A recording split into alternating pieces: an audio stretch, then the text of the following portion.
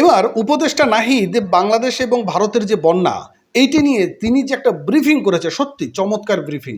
মানে এটি কিন্তু আশাবাদী, এবং আমরা যে বাংলাদেশি, আমাদের মধ্যে যে একটা প্রাণ রয়েছে, আমরা যে আসলেই মানে আপ্যায়ন মানুষ, এবং আমাদের মধ্যে যে একটা মানুষের সাহায্য সহযোগিতা করার একটা প্রাণতা রয়েছে, এটা কিন্তু নাহিদ তার বক্তব্যের মাঝে তুলে ধরেছে। বন্ধুরা, এই যে বক্তব্য তিনি কি কি আলোচনা করেছেন, চলুন আমরা নাইম ভাইয়ের একটি ভিডিও থেকে দেখে আসি। আর নতুন হলে চ্যানেলটি সাবস্ক্রাইব করবেন।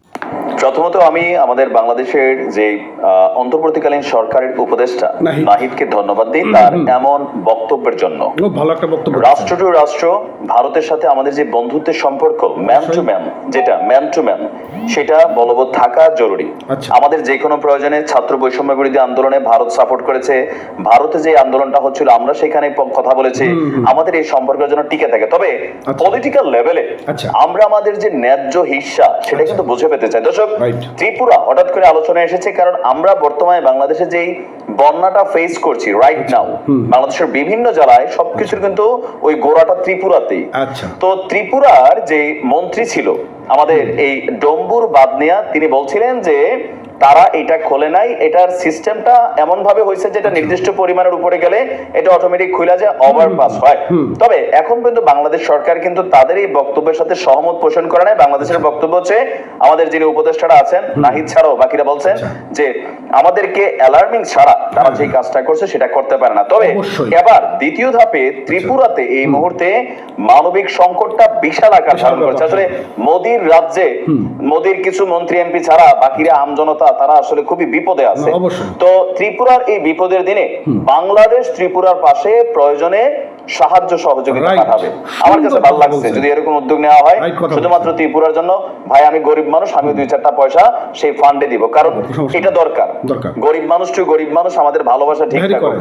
প্রয়োজন হলে বাংলাদেশ থেকে ভারতের সিকিম এবং ত্রিপুরায় ত্রাণ সহায়তা পাঠানো হবে বলে ঘোষণা দিয়েছে আমাদের উপদেষ্টা নাহিদ ইসলাম। তার ফেসবুক এক পোস্টে সে লিখেছে, বাংলাদেশে জুলাই গণ অভ্যুত্থানের স্পিরিট এবং দেশ রক্ষায় ঐক্যবদ্ধ আমরা, এবং যে কোনো সংকট মোকাবেলায় প্রস্তুত। বাংলাদেশের অন্তর্বর্তীকালীন সরকার সংগ্রামী ছাত্র জনতা, সশস্ত্র বাহিনী, আইন শৃঙ্খলা বাহিনী নিরলস ভাবে উদ্ধার এবং ত্রাণ কার্যক্রম করে মানে সারা বাংলাদেশে বন্যা কবলিত এলাকাগুলোতে ছুটে গিয়েছে। বিভিন্ন সামাজিক সংগঠন, প্রবাসী বাংলাদেশি এবং দেশপ্রেমিক ব্যবসায়ীও সহযোগিতা করছে। ইনশাআল্লাহ আমরা দ্রুত দুর্যোগকাল কাটিয়ে উঠতে পারবো।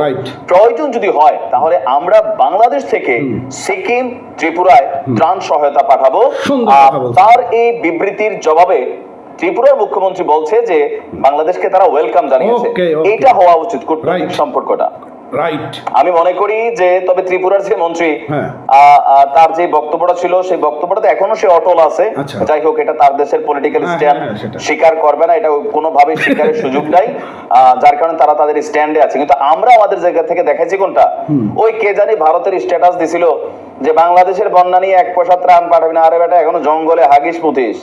সত্যি করে বলছি, আমাদের বাংলাদেশে গতকালকে যা দেখছি আমরা বাংলাদেশের ইতিহাসে এতটা ঐক্যবদ্ধ বাংলাদেশ দেখি নাই। সামনে হিন্দুদের পূজার টাকাটা পর্যন্ত ফান্ডে দিয়ে দিছে, তাও কোথায়? আসুন্না ফান্ডে। কারণ এখানে ধর্ম বর্ণ পরিচয় গুলো আমরা সাম্প্রদায়িক একটা বাংলাদেশ, সরি অসাম্প্রদায়িক একটা বাংলাদেশ, যেখানে আমরা বিপদে সবাই একজোট হয়ে যাই। এমনি আমরা রাজনীতি করবো, পিটাপিটি করবো, অন্য কিছু করবো, কিন্তু এই পরিস্থিতিতে Bangladesh example right now. So ত্রিপুরাতে সমস্যা না, যদি না সমস্যা আছে, যদি উদ্যোগ নেওয়া হয় আমি ইনশাল্লাহ পাশে দাঁড়াতে চাই। নাইটকে অসংখ্য ধন্যবাদ। তবে ত্রিপুরার সরকার এখনো একটা কথা বলছে যে কেন 31 বছর পরে আসলে বাঁধ খুলে দেওয়া হলো বা এই বাঁধটা ওভারপাস করে পানি আসলো। ত্রিপুরার যিনি মুখ্যমন্ত্রী আছেন তিনি বলছেন 1993 সালের 21শে আগস্ট ত্রিপুরার সাব্রুমে তৎকালীনে একদিন, মানে টোটাল একদিনে 247 মিলিমিটার বৃষ্টির রেকর্ড ছিল। আর 31 বছর পর 20শে আগস্ট একদিনে বৃষ্টি হয়েছে 375.8 মিলিমিটার। তার মানে ওই সময়ের রেকর্ড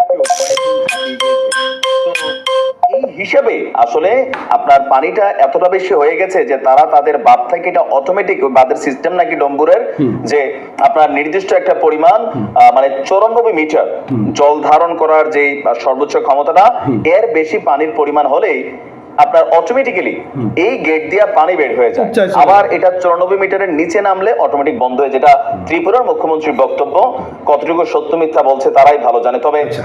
অটোমেটিক উঠা গেলেও তাদের বক্তব্য এটা একদিন এমন ভাবে হয়েছে যে আমরা বাংলাদেশকে অ্যালার্মিং করার সুযোগ ছিল না। আর ভালো মন্দ তারা জানে আসলে কি বলছে। তবে ত্রিপুরার অবস্থা খারাপ, ত্রিপুরার মানুষের জন্য আমরা দোয়া করছি। আমরা ইনশাআল্লাহ ত্রিপুরার পাশে থাকবো। আসসালামু আলাইকুম। ওয়ালাইকুম আসসালাম।